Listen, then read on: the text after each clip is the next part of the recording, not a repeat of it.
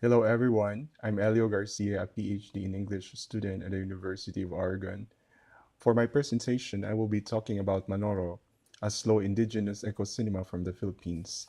When Manoro, an Aita word for teacher, came out in 2006, it saw empty seats in the few cinema houses where it was shown. Typical of many independent films in the Philippines, Manoro rose to critical acclaim in local and international film festivals, but was unheard of by mainstream moviegoers despite its important social and cultural analysis of the plight of the Aitas, an indigenous community in the Philippines struggling with discrimination, displacement, poverty, and illiteracy. In a country where environmental and indigenous problems are intertwined, Manoro serves as a landmark of filmmaking crucial in establishing eco-cinema, specifically as a slow type of eco-cinema that calls for activism yet to achieve critical purchase in the Philippines. Manoro is a fictional story of a 13-year-old Aita named Jonaline Ablong and her village set 13 years after the eruption of Mount Pinatubo in 1991. Manoro showcases a non-formal community-based education where a young Aita, Jonaline Ablong, who has just graduated from elementary school, teaches the elders in her community to read and write so they can cast their vote at the 2004 Philippine national election for the first time. On the day before the election, her family discovers that her grandfather has not yet come home from hunting in the mountains. Jonalyn and her father embark on a search for Jonalyn's grandfather so he can cast his vote, going through a journey of a considerable distance and difficulty, only to fail in their search. For this presentation, I focus on the second major part of the paper, which is to highlight the features of Manoro as a slow eco cinema in terms of form and content, and the challenges that this genre faces in terms of accessibility, distribution, and audience engagement. In terms of form, I discuss how, as an avant-garde film, Manoro uses the aesthetics of the documentary to articulate the direness and the urgency of the Aita situation towards its audience, and the aesthetics of boredom as a mode to contemplate on the Aita situation and to immerse the audience on the banality of the Aita everyday life. In terms of content, I highlight the film's attention to race and ethnicity that enables the hegemonic audience to imagine and visualize the lives of their cultural other. In terms of accessibility, distribution, and audience engagement, I point out Manoro's constraints as an independent film and its failure to engage its audience on the effective level due to its avant-gardism. Manoro is a work of eco-cinema, offers visibility and introspection of a marginalized group in relation to land loss, poverty, and illiteracy, and calls for critical attention as an important genre in Philippine cinema. Paula Willocret Maricondi defines eco-cinema distinctly from the usual environmental film. Eco-cinema are films whose overt intent is to educate and provoke personal and political action in response to environmental challenges. The activist aims of Manoro as eco-cinema is paramount over the aesthetics to which the mainstream audience is accustomed.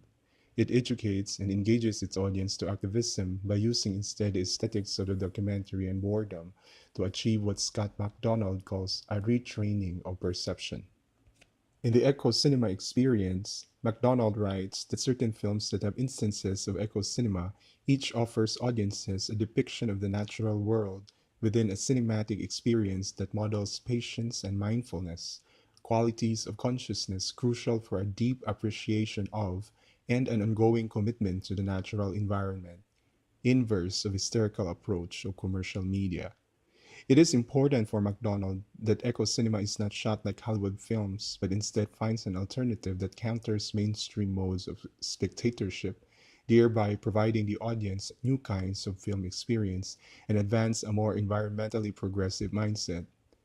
As an important note, my presentation focuses on an eco cinema of a slow type, since what counts as eco cinema applies broadly not only to films that are avant garde and those that consciously disidentify from the mainstream in terms of techniques and cinematic experience. Emphasizing environment as a more expansive concept, Stephen Rost and Salma Monani in the introduction to eco cinema theory and practice write that environment is the whole habitat which encircles us, the physical world entangled with the cultural. It is an ecology of connections that we negotiate to make our meanings and our livings. So is the role of cinema that negotiates, consumes, and is being consumed within the scope of this environment. What counts, therefore, as films that inspire audience to take action is not limited to the rather elitist avant-garde works, but also to mainstream films that powerfully evoke to the audience an awareness of environmental problems and the urgency to act on them. The documentary aesthetics of Manoro as a narrative eco-cinema plays an important role in articulating the direness and urgency of the Aita situation towards its audience. As Mendoza employs extreme long shots, panoramic shots, and open framing to establish the interrelationship of the Aitas with their land, as signified by the tiny figures of Jonalyn and her father against the wide vastness of the Pinatubo landscape, the audience sees these landscapes as uninhabitable, alienating, barren. This depiction, combined with a raw documentary approach, places the audience in an uncomfortable vista in connection to the land. Beth Virila, in Engaging the Land, Positioning the Spectator, observes how narrative films often put the viewers in a dominating and colonizing relationship with the land, while the environmental justice documentaries present an oppositional gaze through which filmmakers and community activists talk back to the dominant colonizing gaze. In doing so, the documentaries produce counter-narratives around environmental degradation and challenge viewers to read against the grain of dominant representations of nature in film.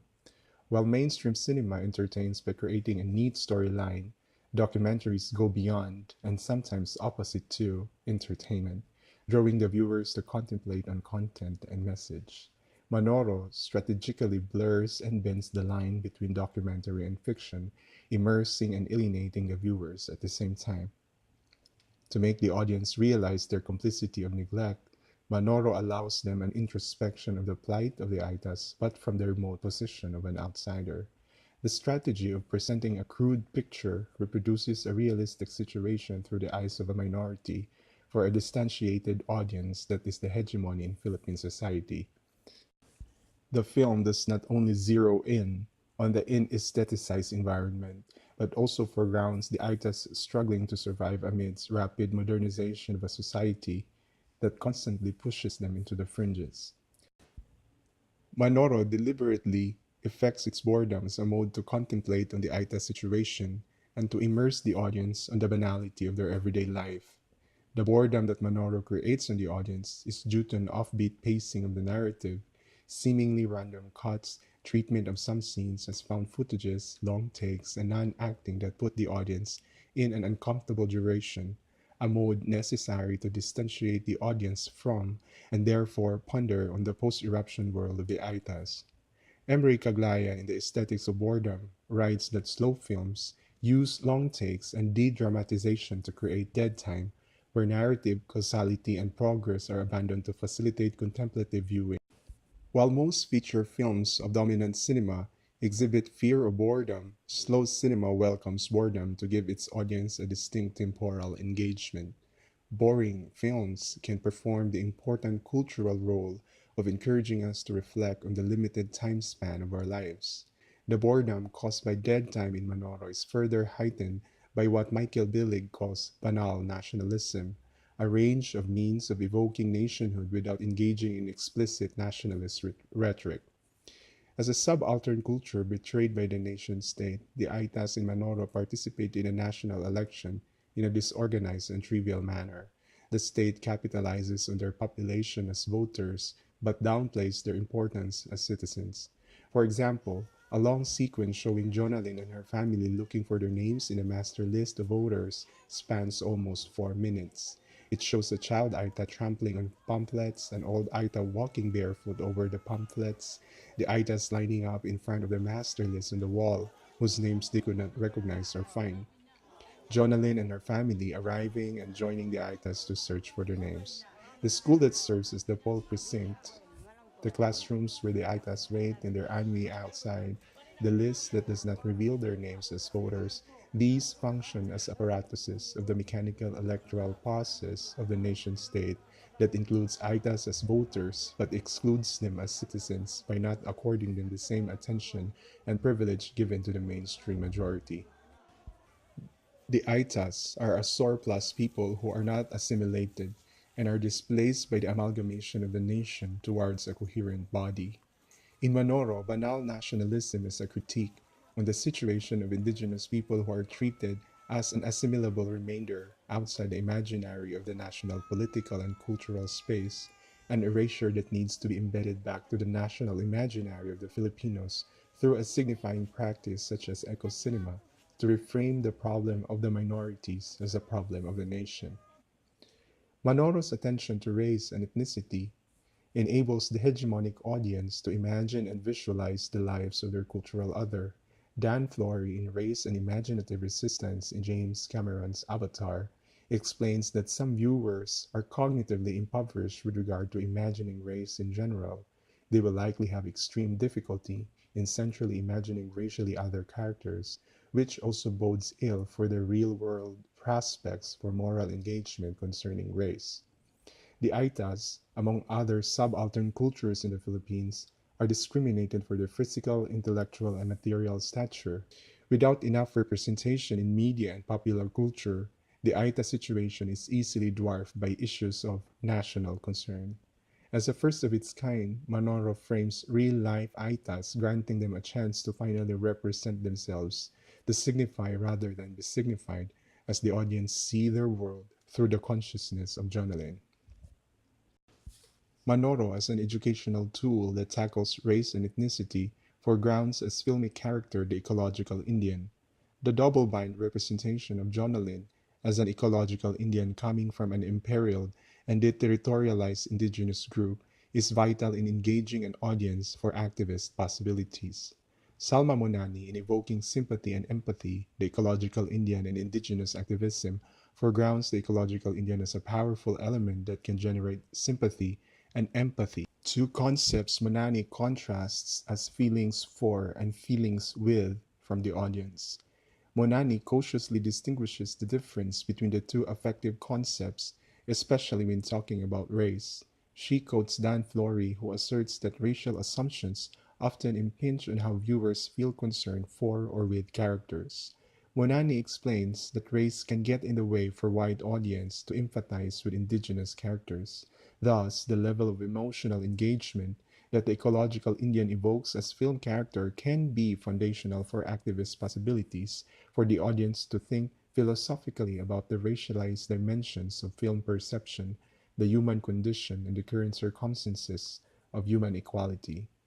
Monani also uses the theory of audience engagement by Murray Smith, which follows the triad of recognition, the mimetic referencing of the real world by the filmic world, alignment, a process which involves spatio-temporal attachment and subjective access, and allegiance, the process in which the audience go beyond understanding by evaluating and responding emotionally to the traits and emotions of the character in the context of the narrative situation. In Manoro, Mendoza strategically makes the audience not only feel for the indigenous but also feel with the indigenous by employing non-professional Aita actors as main filmic characters. Through using a documentary approach, employing the Aita language and shooting at the actual site of eruption, mimetic referencing is achieved as the filmic world is constructed within the Aita's real world. The audience also identifies with the Aita as main filmic character through the alignment process achieved by framing Jonalyn in almost all scenes in the film. The camera, as narrator, operates in close connection to Jonalyn's consciousness, allowing the audience to see the filmic world over her shoulder. This artistic choice enables the audience to journey with her and see how her character moves within the post-eruption landscape that she explores in her search. Once the audience secures access to Jonalyn's consciousness, the audience is able to weigh the gravity of its tensions and feel her emotions in relation to her effort in attaining a sense of Aita's self and identity. As an independent film and eco cinema, Manoro faces the challenges to further the reach of distribution and access, as well as train its audience to appreciate and engage with the material. Independent films are rarely shown in movie houses and seldom distributed by record companies. The socially relevant content of these films do not successfully permeate the national imagination. As a result, the audience in general lack the acuity of perception which can otherwise be cultivated given a constant exposure to these films. Jason Paul Laksamana, an independent filmmaker who has followed Manoro, writes about the film's poor reception.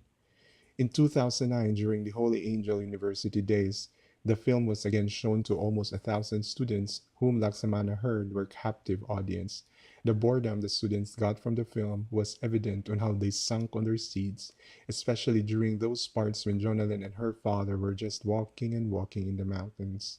Laksamana heard that the students were forced to pay 50 pesos, watch the movie, and perhaps whip up a decent reaction paper that would fulfill their partial requirements in their respective classes.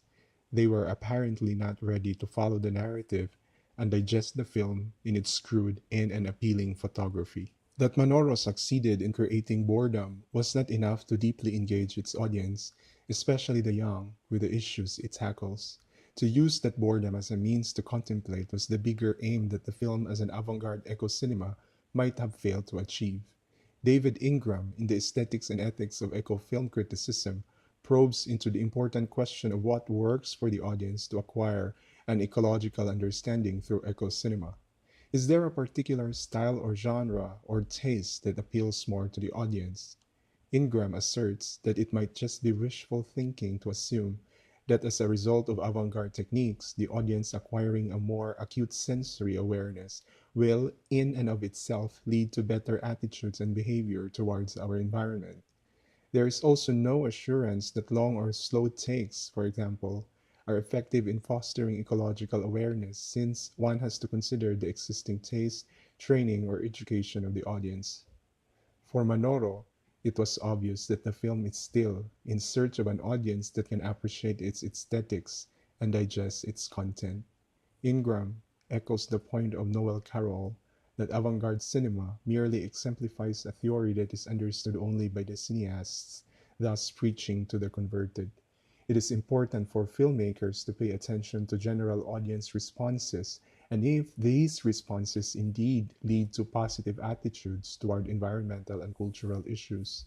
It is not enough that eco films function to critique environmental issues with the hope that they raise consciousness. They must also cater to the taste and level of training of the audience that is largely conditioned by mainstream modes of spectatorship and aesthetics, a dialectical relationship that can be fostered through an artistic compromise. Andrew Hageman notes that films do not themselves possess agency.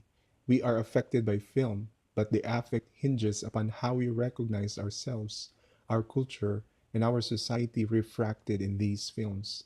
In 2012, Manoro resurfaces again, this time in YouTube, where a warm of comments from grade 8 students expresses the pressure of watching the film for a periodical exam, a research paper, a criticism, a report. What this means in terms of viewership is that being in YouTube liberates the film from inaccessibility and finally finds the audience whom it must reach. The film had been embedded in the syllabi of high school students in the Philippines, making Manoro an educational tool that is aptly about education. Given the right intervention of teachers, this self-reflexive nature of Manoro can become a powerful teaching material as young students learn about the plight of their cultural other, the importance of education, and the interrelationship of indigenous people with their land. The constant visibility of the Aitas in relation to their environment year after year of viewing by high school students is an important step in fostering a viewing culture well versed with avant-garde styles of filmmaking and in establishing eco-cinema as a genre worthy of critical and pedagogical attention in the Philippines. Though Manoro presents the disturbing social realities of the Aitas, it affirms the empowerment of an indigenous person in the midst of a challenging situation. The Aitas survive, just as they have resisted extinction for thousands of years. Mendoza shows Jonalyn and her father taking off their slippers and spends a total of 55 seconds following and focusing on Jonalyn's black feet, getting whiter and whiter as she steps on white earth, moments before they reach the higher ground where she and her father will pray to Apo na Maliari. Walking barefoot literalizes the connection of Jonalyn to the land of her ancestry, remapping a contested ground complicated by colonial geography where a sorting of space is based on ideological premises of hierarchies and binaries. Appending Ray to mapping acknowledges the hybrid strategies of Native women in Ms. Joanna Guman's Mark My Words in weaving traditional and new stories that tell of their tribe's survivance. Jonalyn, in her visual act of remapping, therefore unsettles these colonial geographies as the low angle of the camera places the audience on the level of the white ground to gaze at the soul of the Aitas in search of their elders, an assertion of sovereignty over the hegemony that is taking away their land. Black Feet on White Earth is Jonalin's melding of old Aita tradition with modernity, the position of survivance and empowerment which the Aitas must take in order to persist in the neo-colonialist and capitalist-driven Philippine society. Jonalin's agency as a modern Aita operates from a position of in-betweenness, her identity a negotiation in the same way that the situation of the Aitas with the rest of indigenous communities in the Philippines is precariously changing. Their identity, survival, and fate in the present century is perpetually threatened by omnidirectional forces whose influence they cannot stop, but must weather in order to persist.